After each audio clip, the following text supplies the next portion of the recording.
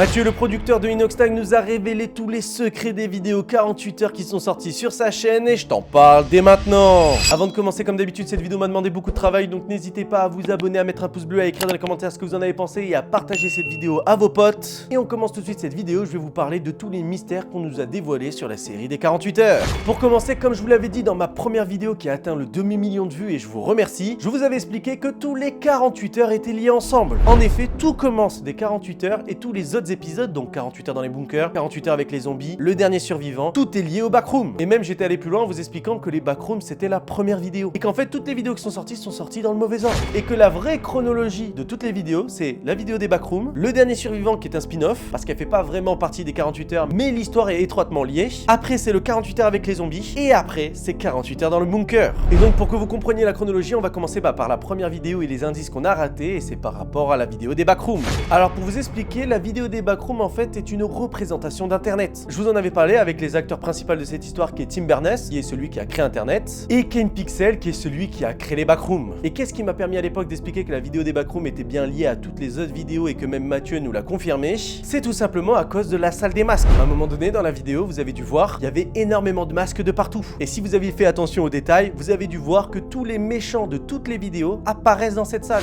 Les amis, regardez la pièce. Elle est abominable. Carrément, ma cam, elle devient floue. Mec, c'est pas dense tout ça. Y'a Slender. Tours, c'est pas Freddy de Five Nights at Freddy's? Mais si. Ça fait quoi si on les connaît? C'est bizarre qu'on les connaît tous, mec. Les gars, cette salle, c'est juste un piège.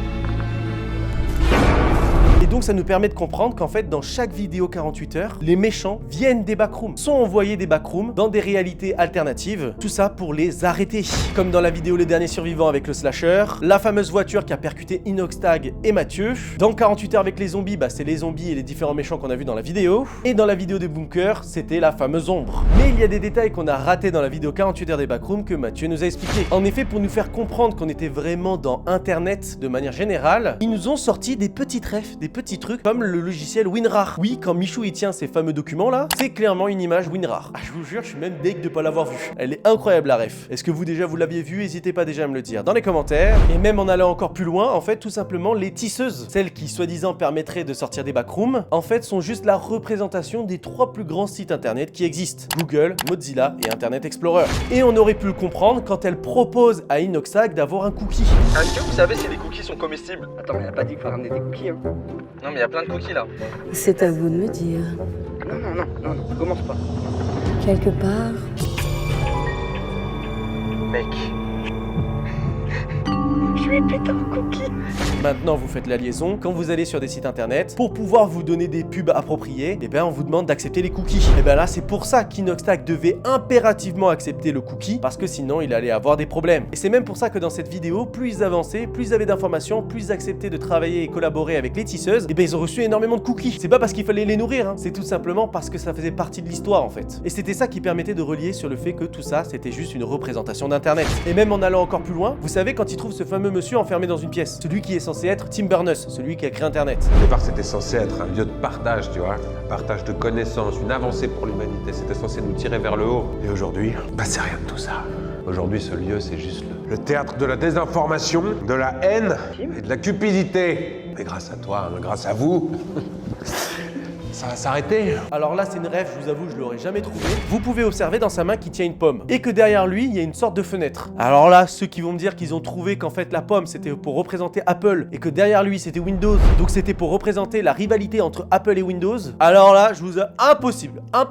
Et c'était les seuls indices qu'on a ratés. La plupart des choses que je vous avais expliquées, le fait que c'est une boucle temporelle, le Inoxtag du début c'est bien le Inoxtag de la fin, et que tous les épisodes sont liés ensemble. Et on va passer à la deuxième vidéo de cette série qui est le dernier survivant. Parce que oui, dans cette vidéo, il y avait Michou, Inoxtag, Amine et Mathieu. Et c'est pour ça que je vous avais dit que la chronologie elle était inversée, c'est que les gens ne comprenaient pas pourquoi dans cet épisode il n'y a pas Billy et le grand JD. Parce que tout simplement, dans la vidéo des backrooms, le grand JD devient une entité, on l'a bien vu, et même Billy il s'est transformé également et il devient une entité des backrooms. Donc c'est pour ça que c'est un spin-off et que c'est le deuxième épisode. D'où le fait qu'il soit plus que 4 et pas 6 comme dans la vidéo des backrooms. Mais là vous allez peut-être titiller et vous allez me dire mais c'est pas logique, pourquoi dans la vidéo des zombies alors il y a bien Michou, Amine alors qu'ils sont censés être morts dans la vidéo du dernier survivant. Vous inquiétez pas, j'y viens juste après. Parce qu'en effet, dans cette vidéo, le plus grand mystère, c'est le fameux slasher. Vous savez, celui avec la hache, celui qu'on voit à la fin de la vidéo, dont on ne sait toujours pas l'identité parce que Mathieu n'a pas voulu nous le révéler. Mais il nous a dit que si on regardait la vidéo des backrooms, on était censé savoir qui c'est. Moi, je vous l'avais dit dans la première vidéo théorie, pour moi, c'est le père de Mathieu, qui est le mari de Anna. Parce que oui, il a pas forcément appuyé cette théorie, mais Mathieu, c'est bien le fils de Anna,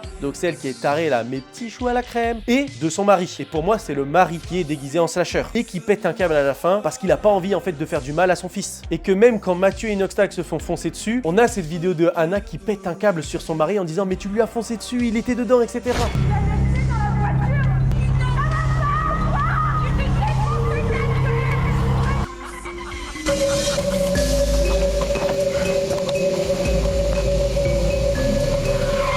Donc pour moi, le slasher depuis le début, en fait, c'est simplement son père, donc le mari de Anna. Et on en revient par rapport à Amine et Michou, il y a 7 frames.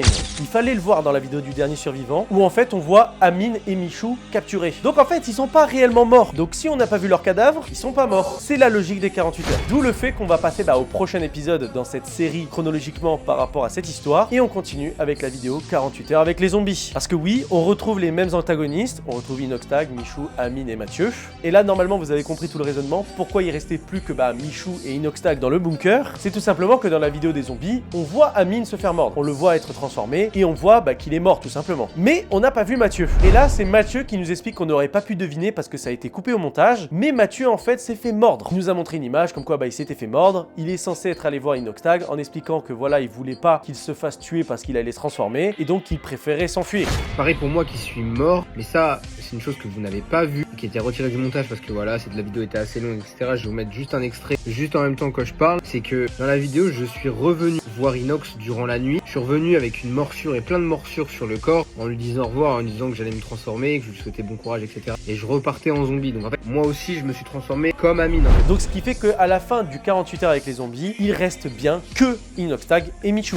Et pour terminer cette histoire, le bunker était bien la dernière vidéo de cette série des 48 heures chronologiquement parlant, parce que tout simplement, on peut voir que Inoxtag et Michou sont morts. À la fin, vous le savez, ils sont en squelette. Et donc la vraie chronologie, c'est bien backroom, dernier survivant, zombie et bunker. Donc ce qui fait que les dernières théories qu'il manque à élucider, c'est qui est le fameux dieu des entités. Moi j'avais dit que c'était Mathieu, qu'en fait il contrôle tout depuis le début, qui en fait envoyait des entités sur les fameux groupes dans les réalités alternatives pour pouvoir les tuer tout simplement. Il y a également cette théorie où en fait ça serait sa mère, Anna Mercastor, et ce serait elle qui manipule tout aussi depuis le début. La vérité derrière le mec du slasher, qui pour moi est simplement le père de Mathieu, qui est une entité en fait des backrooms. Et sinon la majorité des choses qu'on avait dit dans la première vidéo étaient vraies. Les gens du Discord avaient fait un boulot de fou, c'était vraiment des goats.